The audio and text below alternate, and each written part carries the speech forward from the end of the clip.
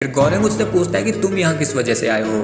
तो टिमगासी उसे बताता है कि वो एक दिन अपने घर पर टीवी देख रहा था और उसकी नज़र एक चाकू के ऐड पर पड़ी जो कि पत्थर को भी काट सकता था। तो उसने उसे मंगा लिया, पर मंगाने के बाद उसे पता चला कि वो तो एक नॉर्मल चाकू था, जिससे उसे बहुत गुस्सा आया और उसने गुस्से में उस टीवी को ही अपनी खिड़की से बाहर फेंक दिया।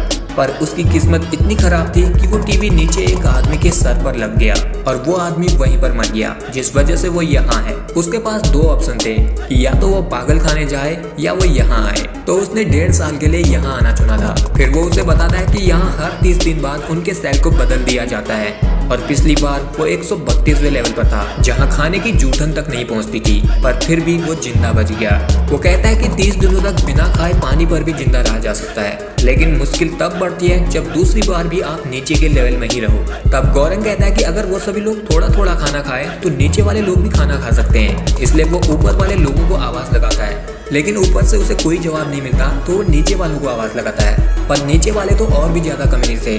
तो तब इधर बुड्ढा नीचे वाले लोगों पर अपनी धार लगा देता है और गौरंग से कहता है कि नीचे वालों को इतनी इज्जत नहीं देते, उन्हें अपनी औकात में रहना चाहिए। अब इस जेल में आने से पहले हर किसी को कोई भी एक चीज लाने की इजाजत थी, तो यहाँ गौरंग अपने लिए एक नोवेल लाया था, पर टिमगासी वही चाकू लाया था जो उसने टीवी से खरीदा था, जिसे देखकर गौरंग को लगता है कि बुड्ढा पिछली बार 30 दिनों तक इसलिए बच गया क्योंकि शायद उसने इस चाकू से अपने साथ वाले को ही मार कर खा लिया होगा। वैसे भी बुड्ढा साइको की ही तरह दिखता था। फिर ये दोनों जब यहाँ बात कर रहे थे तो ऊपर से एक आदमी नीचे गिरकर मर जाता है, जिसे देखकर गौरंग पूरी तरह से हैरान था।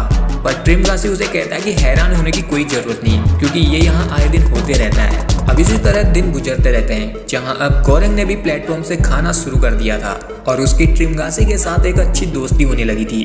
पर एक दिन इस प्लेटफॉर्म में बैठकर मिहारू नाम की एक लड़की नीचे आ जाती है, जिसकी हालत ठीक नहीं थी और वो काफी जख्मी लग रही थी, जिसे देखकर गौरंग उसकी मदद करने की सोचता है।